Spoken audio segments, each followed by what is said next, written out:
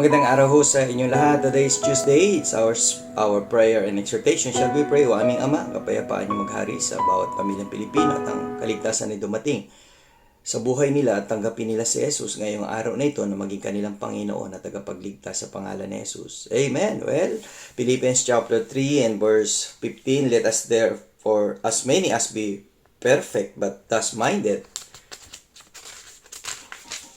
and if anything you be otherwise minded, God shall reveal even this unto you. Well, ano man ang ating mga pagkakaiba ng mga kaisipan, ay isa pa rin ang ating patutunguhan na may Diyos na nagbibigay ng pag-asa sa tao, na may Diyos na nagbibigay ng pag-asa ng kaligtasan sa bawat isa. Kaya kung meron mang hindi pa tumatanggap kay Jesucristo na nakikinig at napadala ng video ko na ito, tanggapin mo si Jesus ngayong araw na ito, kaibigan, hanggat may pagkakataon pa.